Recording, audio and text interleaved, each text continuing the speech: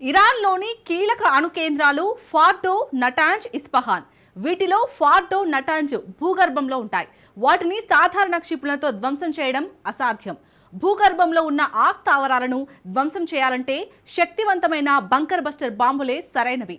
Iran అణు కేంద్రాలను నాశనం చేయడానికి అమెరికా B-2 స్టెల్త్ బాంబర్ విమానాలు బంకర్ బస్టర్లతో దాడి చేశాయి. ఇరాన్ అణు కార్యకలాపాలకు పూర్తిగా బ్రేక్ పడినట్టు అమెరికా అధ్యక్షుడు ట్రంప్ పదే పదే చెప్తున్నాడు. సీన్ కట్ చేస్తే ట్రంప్కు ఇరాన్ దిమ్మ తిరిగి బొమ్మ కనిపించే షాక్ ఇచ్చింది. ఫార్డో, నటాంజ్ కేవలం స్వల్ప డ్యామేజీతో బయటపడ్డాయి. దీనికి తోడన్నట్టు ఇరాన్ ఎప్పుడో నిర్మించిన ఓ రహస్య అణు కేంద్రం ఇప్పుడు బయటకు వచ్చింది. ఇరాన్ సీక్రెట్ అణు కేంద్రం ఇప్పుడు పశ్చిమ దేశాలకు వణుకు పుట్టిస్తుంది. ఇంతకు ఇరాన్ రహస్య అణు కేంద్రం ఎక్కడ ఉంది? శుద్ధి చేసిన యురేనియంను తెహ్రాన్ ఎక్కడ దాచింది? Let's watch. ట్రంప్కి ఇరాన్ దిమ్మ తిరిగే షాక్ ఇచ్చిందా? ఇరాన్లో మరో సీక్రెట్ అణుస్థావరం ఉందా? యుద్ధ యురేనియంను తెహ్రాన్ ఎక్కడ దాచింది? ఇరాన్ అణు కేంద్రాలపై దాడి చేసిన అనంతరం ఇజ్రాయెల్ గూఢచర సంస్థ మొసాద్ ఏజెంట్లు వెళ్లి పరిశీలించి ధ్వంసమైనట్టు నిర్ధారించారు. ఈ విషయాన్ని అమెరికా అధ్యక్షుడు డొనాల్డ్ ట్రంప్ స్వయంగా చెప్పిన మాటలు. ఇరాన్ అణు కేంద్రాల విధ్వంసం గురించి ఇజ్రాయెల్ ఓ నివేదిక సిద్ధం చేస్తున్నట్టు అగ్రదేశాధినేత చెప్పుకొచ్చాడు. ఫార్డో, నటాంజ్ భూగర్భ అణు కేంద్రాలు భూస్థాపితమైనట్టు తాను నమ్ముతున్నానని ట్రంప్ తేల్చేశాడు. ఫార్డో అణు కేంద్రంలో అయితే ఏదీ మిగిలే ఛాన్సే లేదని బల్లగుద్ది మరీ చెప్పాడు. ట్రంప్ ఎందుకు ఇంత క్లారిటీ ఇచ్చాడు అంటే ఆ రెండు భూగర్భ అణు కేంద్రాలు పెద్దగా ధ్వంసం అవ్వలేదని అమెరికా నిఘా వర్గాలే అంచనా వేశాయి. అందుకు సంబంధించిన పత్రాలు లీక్ అయ్యాయి. వాటి గురించి అమెరికా మీడియా పెద్ద ఎత్తున కథనాలు రాసింది. దీంతో ట్రంప్ పూర్తిగా క్లారిటీ ఇవ్వాల్సి వచ్చింది.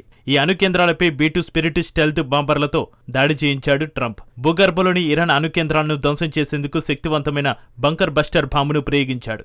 ఈ దాడికి 7B-2 స్టెల్త్ బాంబర్లతో సహా మొత్తం 125 విమానాలు పాల్గొన్నాయి. ఈ మిషన్ కు ఆపరేషన్ మిడ్ నైట్ హ్యామర్ అనే పేరును అమెరికా పెట్టింది. దీనికోసం సుమారు 2 నుంచి 3,000 కోట్ల రూపాయలను ట్రంప్ యంత్రాంగం వెచ్చించింది.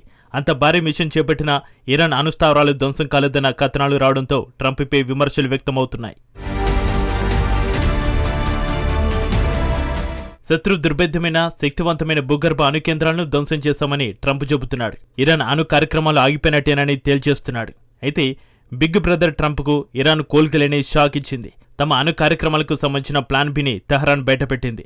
ప్రపంచానికి తెలియకుండా దాచిపెట్టిన మరో భూగర్భ అణు కేంద్రాన్ని గురించి కూడా ఇప్పుడు ప్రపంచవ్యాప్తంగా చర్చ జరుగుతోంది. తాజాగా గుర్తించిన ఈ అణు కేంద్రాన్ని అమెరికాలోనే పవర్ఫుల్ బంకర్ బస్టర్ బాంబులు కనీసం తాకను కూడా తాకలేవన్న విశ్లేషణలు అగ్రదేశాధిపతిని టెన్షన్ పెడుతున్నాయి. అసలు ఈ కొత్త అణు కేంద్రం ఎక్కడ ఉంది? అందులో ఏం జరుగుతుంది? దీన్ని ఇన్నాళ్ళు ఇరాన్ ఎలా దాచిపెట్టింది? ఇరాన్లోని సెంట్రల్ ఇస్ఫహాన్ ప్రావిన్స్ లో అత్యంత కఠినమైన పిక్యాక్స్ పర్వతం ఉంది. దీన్నే కుహి కొలాంగ్ గాజ్ అని కూడా పిలుస్తారు. ఈ పర్వతం ఫార్డోకు 145 కిలోమీటర్ల దూరంలో, నటాంజ్ అణు కేంద్రాన్ని కేవలం కొన్ని నిమిషాలు ప్రయాణించే దూరంలో ఉంటుంది. అయితే ఈ పర్వతం అడుగు భాగంలోనూ ఇరాన్ భారీ అణు కేంద్రాన్ని నిర్మించినట్టుగా తెలుస్తోంది. ఫార్డో, నటాంజ్ అణుస్థావరాల్లా కాకుండా దీనికి 4 ప్రవేశ మార్గాలు ఉన్నట్టుగా నివేదికలు చెబుతున్నాయి. తూర్పు వైపున 2, పశ్చిమ వాలులో 2 ప్రవేశ ద్వారాలు ఉన్నాయి. ఒక్కో ద్వారం వెడల్పు 6 మీటర్లు, ఎత్తు 8 మీటర్లు ఉన్నట్టుగా తెలుస్తోంది. ఫార్డో, నటాంజ్ మాదిరిగా బంకర్ బస్టర్ బాంబులతో దాడి చేసిన ఈ పిక్యాక్స్ అణు కేంద్రం చెక్కు చెదరదని తెలుస్తోంది. భూగర్భ ఉపరితలం నుంచి 328 అడుగుల లోతులో పిక్యాక్స్ అణు కేంద్రాన్ని అత్యంత స్ట్రాంగ్ గా ఇరాన్ నిర్మించింది. సింపుల్ గా చెప్పాలంటే ఫార్డో అణుస్థావరం కంటే ఎక్కువ లోతులో ఉంటుంది. దీన్ని అమెరికా అతిపెద్ద సాంప్రదాయ బాంబులు కూడా నాశనం చేయడం కష్టమన్న అంచనాలు వెలువడుతున్నాయి.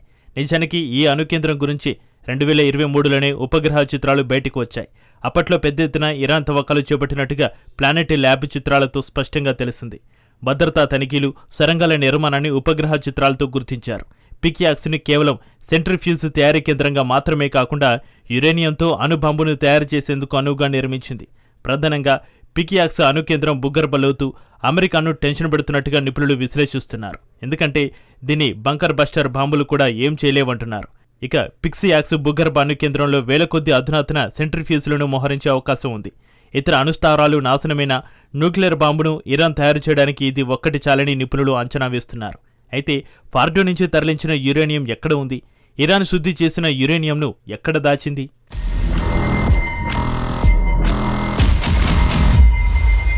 శుద్ధి చేసిన యురేనియం ఎక్కడ ఉందో తెలియక అమెరికా, ఇజ్రాయెల్లు తలలు పట్టుకుంటున్నాయి. తెహ్రాన్ అణుమౌలిక సదుపాయాలు మొత్తం తుడిచిపెట్టుకుపోయినట్టుగా ట్రంప్ పదే పదే చెబుతున్నాడు. కానీ ఆధారాలు మాత్రం అందుకు విరుద్ధంగా ఉన్నాయి. ఫార్డో, నటాంజ్ అణుస్థావరాలపై అమెరికా చేసిన దాడులతో ఇరాన్ న్యూక్లియర్ కార్యకలాపాలు కేవలం కొన్ని రోజులు ఆలస్యమయ్యాయే తప్ప ఆగిపోవని స్పష్టంగా తెలుస్తుంది. ఫార్డోలో చాలా భాగాలు చెక్కుచెదరకుండా ఉన్నట్టు అమెరికా నిఘా వర్గాలే చెబుతున్నాయి. నిజానికి ఫార్డో, నటాంజ్ అణు కేంద్రాలపై అమెరికా దాడి చేసే అవకాశం ఉందని ఇరాన్ ముందే అంచనా వేసింది. దాడికి కొన్ని గంటల ముందు ఫార్డో వెలుపల 16 కార్గో ట్రక్లు క్యూలో నిలబడి ఉన్నట్టు ఉపగ్రహ చిత్రాలు వెల్లడించినట్టు అమెరికాకు చెందిన న్యూయార్క్ టైమ్స్ వెల్లడించింది. అమెరికా దాడులకు ముందే సెంట్రిఫ్యూజ్లు శుద్ధి చేసిన యురేనియంను ఎక్కువ భాగం రహస్య ప్రాంతాలకు తరలించినట్టుగా అమెరికా మీడియా చెబుతోంది. అయితే మ్యాక్సిమం వాటిని పిక్యాక్స్ అణు కేంద్రానికి ఇరాన్ తరలించి ఉంటుందన్న అనుమానాలు వ్యక్తమవుతున్నాయి. ఇక అణు కేంద్రాల్లో తనిఖీలు నిర్వహించడానికి ఐక్యరాజ్య సమితికి చెందిన IAEAపై తెహ్రాన్ నిషేధం విధించింది. IAEA అంటే అంతర్జాతీయ అణు ఇంధన సంస్థ. దీంతో పిక్యాక్స్ను తనిఖీలు చేసే అవకాశం IAEAకు లేకుండా పోయింది. నిజానికి ఈ ఏడాది ఏప్రిల్లోనే పిక్యాక్స్ గురించి IAEA ఆరా తీసింది.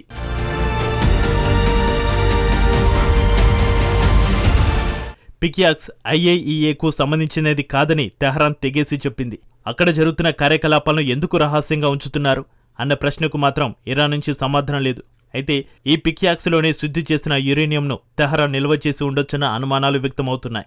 ఇప్పుడు పిక్యాక్స్ అణుస్థావరం బయటపడిన తర్వాత కొత్త సందేహం మొదలైంది. ఇరాన్ వద్ద అసలు శుద్ధి చేసిన యురేనియం ఎంత ఉంది? UAIA ప్రకారం ఈ ఏడాది మే 17 నాటికి ఇరాన్ వద్ద 408.6 కిలోల యురేనియంను 60% స్వచ్ఛతతో శుద్ధి చేసింది. ఫిబ్రవరిలో కంటే సుమారు 133.8 కిలోల యురేనియం పెరిగింది.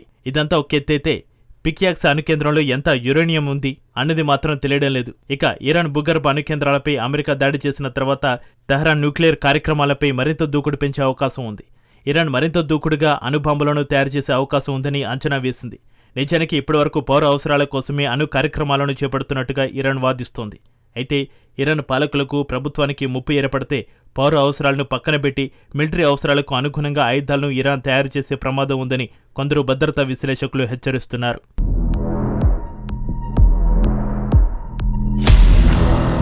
మొత్తంగా ఇరాన్ అణు కార్యకలాపాలకు అమెరికా, ఇజ్రాయెల్ బ్రేకులు వేయలేదు.